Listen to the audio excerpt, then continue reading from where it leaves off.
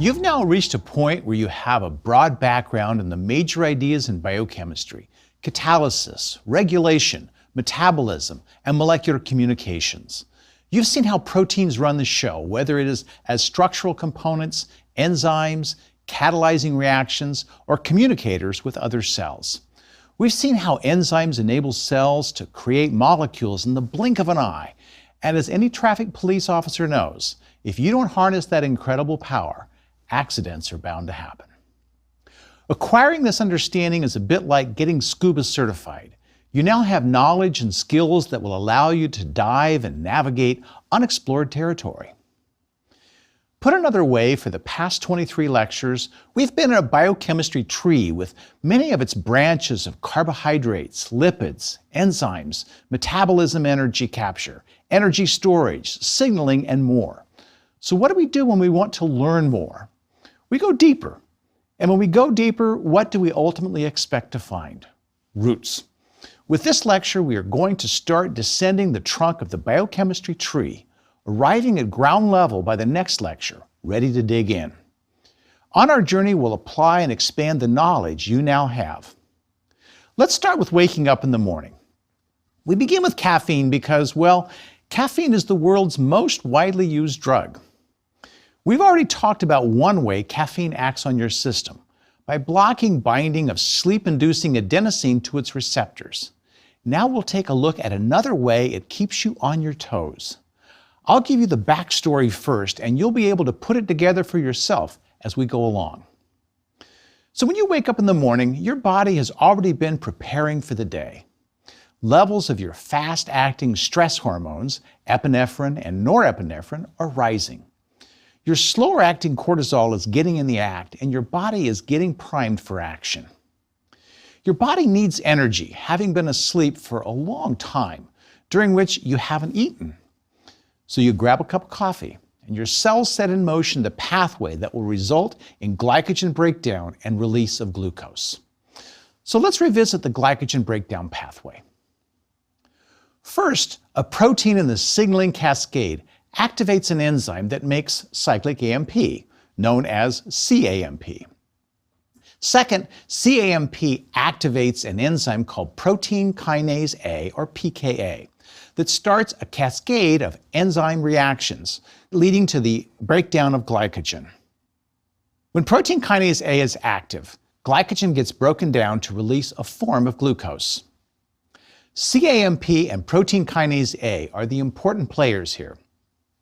Normally, cyclic AMP is broken down quickly by the enzyme phosphodiesterase, and protein kinase A becomes inactive. So the activation of protein kinase A is normally short-lived.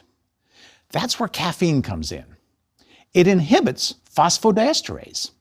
And when that happens, cyclic AMP levels stay high. Protein kinase A stays stimulated and continues to activate enzymes that break down glycogen.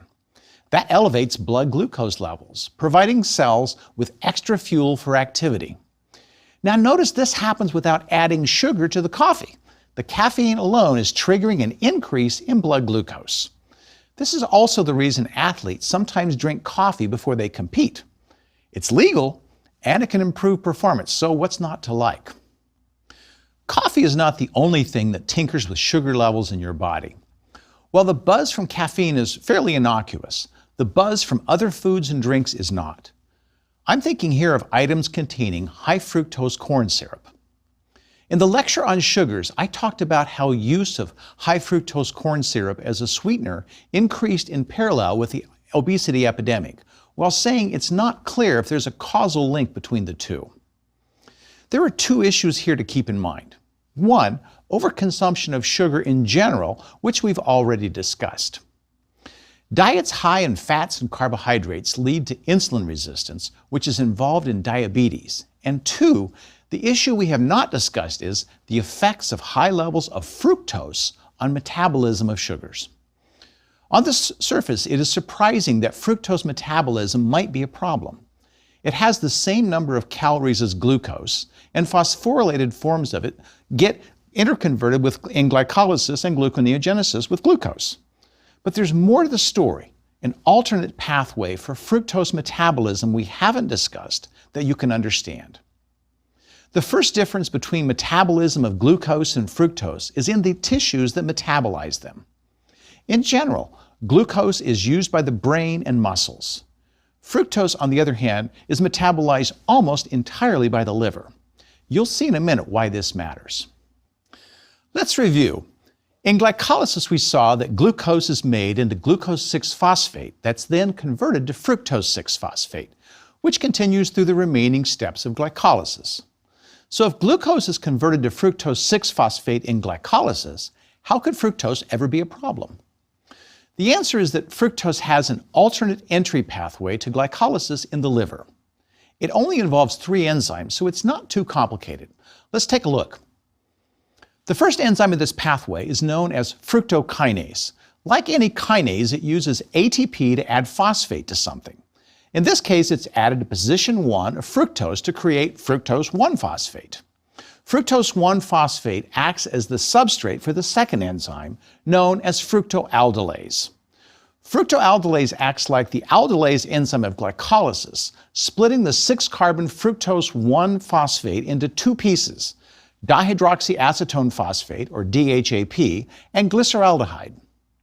The third and last enzyme of the fructose breakdown pathway, called triose kinase, converts glyceraldehyde into glyceraldehyde 3-phosphate. Now, at this point in the alternate fructose metabolism pathway, we have made the same intermediates as glycolysis after step 4, DHAP and glyceraldehyde 3-phosphate. Regardless of whether these molecules were made from glucose or fructose, they will, beyond this point, be broken down to pyruvate. And that pyruvate will feed the citric acid cycle. So basically, fructose took a side door entrance into glycolysis. And while it seemed trivial, it's crucial. Let's take a look at the fructose pathway side by side with glucose's path through glycolysis. You'll notice that with the alternate fructose metabolism pathway, fructose can be converted completely to pyruvate while bypassing the PFK reaction of glycolysis in step 3. And why is that significant? Well, how about if I note that it also bypasses the hexokinase reaction of step 1 as well? Hexokinase and PFK are 2 of the 3 regulated enzymes in the 10 steps of glycolysis. So the alternate fructose pathway is bypassing not just 1, but 2 of the steps controlling glycolysis. Well, what is the consequence of that? Well, normally when sugar is metabolized, glycolysis is slowed down when plenty of ATP and citrate are made, because these molecules inhibit PFK. Bypassing the PFK step by using the alternate fructose pathway allows pyruvate to keep on being made even when lots of ATP and citrate are present. Why does that matter? Well, let's remember the metabolic fate of pyruvate. When oxygen is abundant, pyruvate gets oxidized to acetyl-CoA, and acetyl-CoA combines with oxaloacetate to make citrate in the first step of the citric acid cycle. However, when the citric acid cycle has too much citrate and ATP, it gets sent off to the cytoplasm, where it's broken down to acetyl-CoA to enter another pathway that makes, fatty acids. And because this is all happening in the liver, it would lead to accumulation of fat in the liver. Fat made there can be exported to adipose cells, leading to obesity. High levels of fat in the bloodstream also increase the likelihood of cardiovascular disease. So all that follows from what we've learned, but what is it that actually happens? Well, researchers decided to find out. So they engineered some mice that lacked the fructokinase enzyme needed for converting fructose to fructose 1-phosphate, the first step in the alternate pathway. If the alternate fructose pathway is working the way we just said, then we would predict mice without fructokinase would not be able to go down the unregulated pathway of pyruvate production and would not accumulate fat in their livers. And that's just what the experiment showed. Normal mice on an unhealthy, high fructose diet that had the fructokinase and could use the alternate pathway for fructose metabolism developed fatty liver and liver inflammation. And the mice without the fructokinase enzyme, despite being on the same diet, these mice were protected from developing the unhealthy metabolic outcomes. So it looks like the alternate unregulated pathway for fructose can lead to serious obesity-related health problems. What does this mean for us? Well, too much of any kind of sugar is not doing us any good. Table sugar is half glucose and half fructose bonded together. But high fructose corn syrup has sugar in the easiest to metabolize form. Soft drinks and processed foods typically are sweetened with high fructose corn syrup, so making a habit of these could especially increase total sugar intake. And while researchers continue to sort out all the nuances of these varying factors, there's no question about the benefits of restricting your intake of sugars of all types.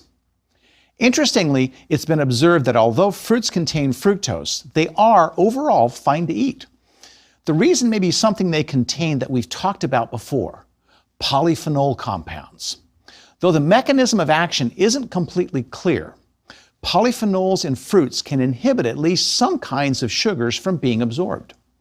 Consequently, the actual absorption of fructose from fruits by the digestive system is slowed and reduced. There's also a matter of quantity. A navel orange, for example, may have 4 to 5 grams of fructose, while a 12-ounce soda has almost 40 grams of sugar, more than half of which is fructose. A surprise for many people is learning that fruit juice can be almost as overloaded with sugar as soda. 12 ounces of orange juice contains about 33 grams of sugar. So although OJ does contain vitamins and antioxidants and maybe even some pulp, it comes with a big slug of the sweet stuff. Sticking with whole fruit seems a better option. After all, you're unlikely to eat 6 to 8 oranges in a sitting. So feel free to eat your fruits, but be careful with the juice you drink. And speaking of drinking, let's revisit alcohol. Alcohol, as you saw in Lecture 12 on sugar breakdown, is metabolized by alcohol dehydrogenase into acetaldehyde, which is toxic. So your body summons up another dehydrogenase enzyme to convert acetaldehyde into acetate, which can give you a horrid headache. But unlike acetaldehyde, at least it won't give you palpitations, shortness of breath, blurred vision, and nausea. But many East Asians have a variant form of alcohol dehydrogenase. The specific enzyme you have, like all the proteins you have, are always determined by information in your DNA. A gene is the region of DNA that encodes a specific protein. So East Asians have a gene for an enzyme that is extremely good at converting alcohol to acetaldehyde. Not so good. The body accumulates large amounts of the toxic acetaldehyde real fast. That's when you really need acetaldehyde dehydrogenase to help with disposing of the acetaldehyde, and pronto. But as many as half of all people of East Asian descent have a variant and less effective acetaldehyde dehydrogenase. If you have both of those variants, what do you suppose will happen? Yep, you make a lot of acetaldehyde and you can't convert it into something else less innocuous. Which means that your body is going to be so miserable that you'll regret that drink. It's enough to make you give up alcohol, which is exactly what people designing drugs to break alcohol addictions noticed. The drug Antabuse, prescribed to individuals trying to stop drinking, works by inhibiting acetaldehyde dehydrogenase. If you can't clear acetaldehyde, it makes you feel awful. If you do take a drink, thus you're less likely to drink. Speaking of alcohol, let's examine a nice little myth, or perhaps a myth conception. It concerns a widespread image of a St. Bernard rescue dog. And it goes like this. You're up on a mountain freezing to death. And then just in the nick of time, in swoops a trusty St. Bernard carrying a mini keg of brandy around its neck to get you back on your feet. Brandy is sure to warm your cold innards, right? Well, no. Biochemistry says alcohol is probably the last thing you'd want to pour down someone who's freezing. Why would alcohol be a bad thing for a person who's cold? Well, since biochemically alcohol inhibits gluconeogenesis in the liver, it prevents production of glucose. But the brain and muscle are freezing and starving and need glucose. So what should you offer someone who's hypothermic? They need sugar and warmth. A candy bar might be good. Hot cocoa would be perfect. By the way, alcohol not only has effects on the liver, it also dilates blood vessels in your skin, sending blood away from the core where it should be keeping vital organs warm. And warm blood rushing to your skin signals to your skin's thermal receptors that it's hot, so you begin to sweat, which isn't exactly what you want to do if you're trying to stay warm. Perhaps this is why bars turn up the heat. Even in summer, it's not just to keep you thirsty, it's because being warm goes better with drinking alcohol. Okay, let's move on to exercise and recall what happens when we exercise hard enough that we breathe heavily. The harder we push ourselves, the more heavily we breathe. What about when we're so out of breath we can't say anything? Is that aerobic exercise, biochemically speaking? Well, no. You already know what occurs when your muscles are working hard. You're starting to go anaerobic because the muscles are using oxygen faster than the blood can deliver it. After a point, your blood will not be able to deliver the amount of oxygen you need. So while it's pretty common to refer to challenging exercise as aerobic, it is actually making you go anaerobic. Your heavy breathing is your body trying to catch up on your oxygen supplies so you can replenish ATP stores. Your heavy breathing will catch up, of course, when you slow down or stop. Okay, now if you're wanting to lose weight, will you lose weight more easily by going aerobic or by going anaerobic?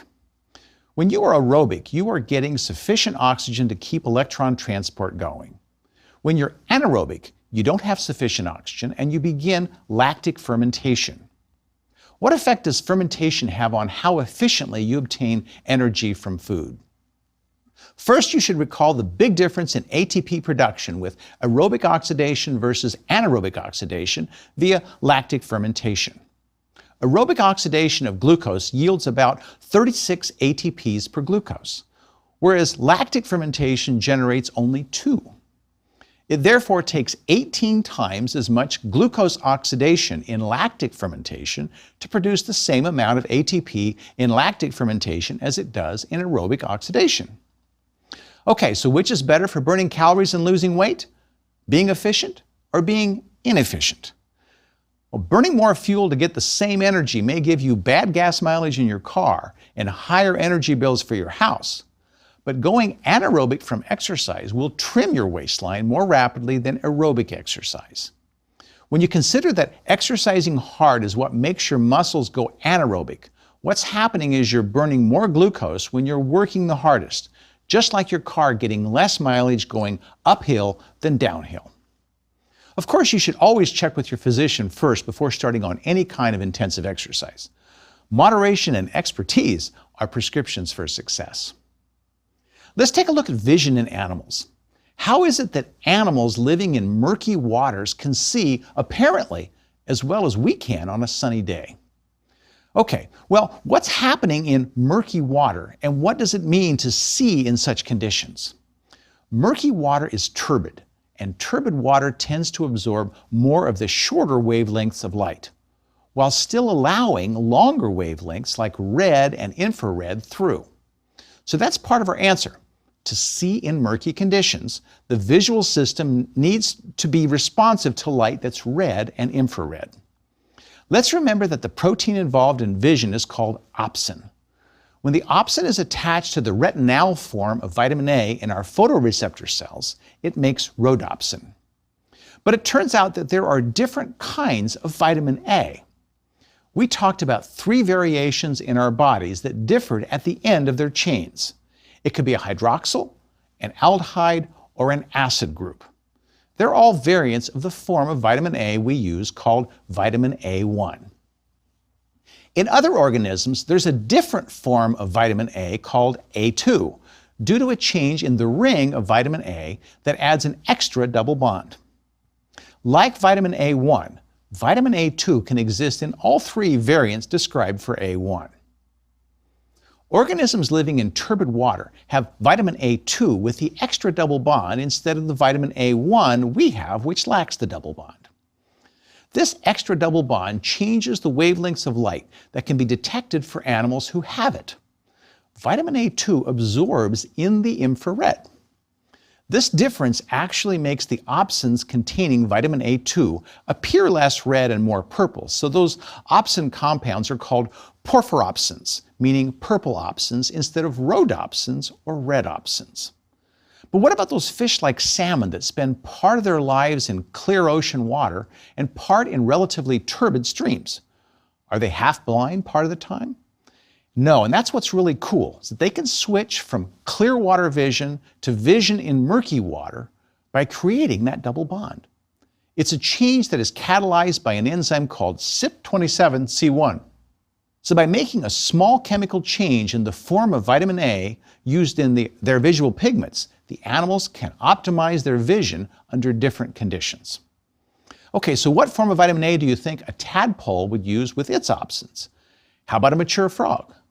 Yes, as you might imagine, tadpoles use the vitamin A2 as they dart around in murky ponds. And when they turn into frogs, they stop using CYP27C1, leaving vitamin A in the A1 form for best vision on land. Now, how's that for a neat biochemical trick? So there is a whole world of examples where your biochemical knowledge can help you understand what is going on below the surface. And researchers are constantly uncovering new mechanisms and molecular events that impact our lives and enrich our views of the natural world.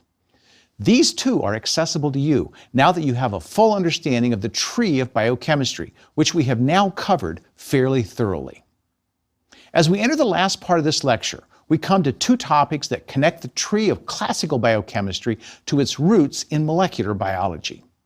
The field of molecular biology is centered on DNA, RNA, and proteins. But what we are finding increasingly is that knowledge from molecular biological research is informing us about the underpinnings of classic biochemistry. Let's start with a look at how babies develop and see how hormone receptors can affect genetic inheritance in an aberrant way. This takes us from signaling molecules to chromosomes, our first intersection of traditional biochemistry and molecular biology. In humans, as is widely known, individuals with two X chromosomes will be female, while those with one X and one Y develop as male. How this works at the molecular level is fascinating. It turns out the default setting for all human embryos is female. That is, unless specific molecular events occur during development in the womb, the embryo will continue to develop as a female. Those events are controlled by a gene on the Y chromosome called sex-determining region of the Y, or SRY. The protein encoded by the SRY gene is necessary to turn on genes that signal the embryo to develop testes. As that happens, the embryo begins producing testosterone, which then sets it on the path to fully developing as a male. But as you've learned in the biochemistry of signaling, cells can only respond to signals if they have receptors for them. Steroid hormone receptors, when bound by the appropriate hormone, control synthesis of steroid-sensitive proteins in a cell. So for the testosterone to communicate its signal, it must bind to a steroid hormone receptor called the androgen receptor, which controls synthesis of proteins necessary for making male genitalia. That's how testosterone typically binds in an XY embryo. But if the embryo has a mutation in the gene encoding the receptor, what do you suppose happens? Its cells have a receptor that cannot respond to the testosterone. Embryos that have a completely non-functional receptor like this develop as if there was no testosterone present. So externally, when the child is born, the baby looks like a girl. But the baby still has embryonic testes within its body and also fails to develop ovaries, a uterus, or fallopian tubes because XY embryos also produce a hormone that suppresses the development of some female reproductive structures. Because this is not immediately evident, such children are raised as girls and at puberty appear to develop normally. But because they lack ovaries, they do not have periods, and often that's when they may first be discovered to be chromosomally XY. Often taller than average with long legs, such individuals may be strikingly attractive by current standards. In 2017, Belgian supermodel Hannah Odiel shared that she is chromosomally XY, and the androgen insensitivity is more common than you might imagine. Estimates indicate that it is seen in about 1.7% of the population, making it about as common as red hair. So tiny changes can make a big difference. Now let's notice why tiny changes can matter so much. In this course, I've been emphasizing that the biochemistry of all animals is fundamentally the same. A corollary of that is many of the obvious features that separate animals often come down to very minor differences in their genes and biochemistry. Fundamentally the same, but separated by tiny differences. The second area of research I want to discuss concerns aging. Here, the bridging of classical biochemistry and molecular biology may help us to understand and perhaps one day slow the process of aging.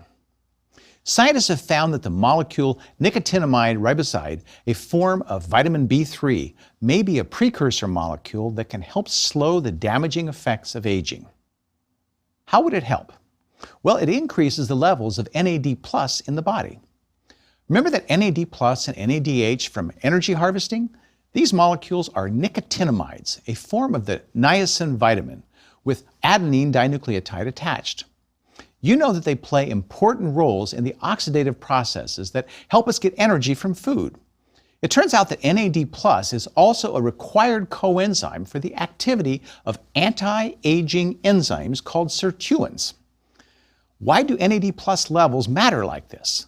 We don't know completely, but there is one tantalizing clue.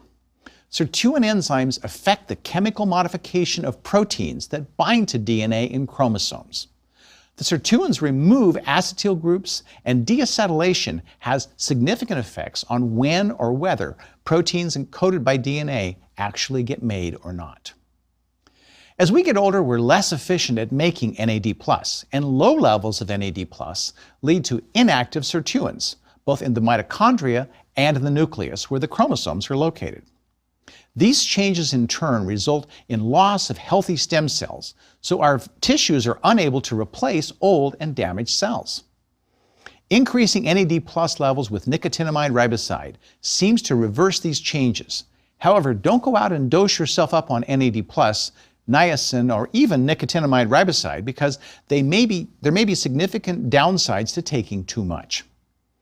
So research is ongoing, but that's one of the great aspects of biochemistry. Each day brings new discoveries, and with them, new opportunities to learn how molecules rule our lives. Based on everything we've covered, you are now able, going forward, to read about new discoveries in the field and make sense of them. Given how rapidly biochemistry is expanding, there will be no shortage of new and fascinating things to learn about, and you will be equipped to do so to your heart's content. Beginning in the next lecture, we'll kick off 12 lectures about the roots of biochemistry, the field known as molecular biology centered on DNA, RNA, and the synthesis of proteins. You've gotten a taste of how molecular biology and biochemistry are two sides of the same subject, and we're ready to dig deeper. You've seen how enzymes catalyze formation of molecules. Now it's time to learn how the enzymes themselves get made. And with that, we will finally have gone from amino acids to proteins, to enzymes, to metabolism, to signaling, and then back to the synthesis of enzymes from amino acids as guided by DNA. We're completing the circle of life.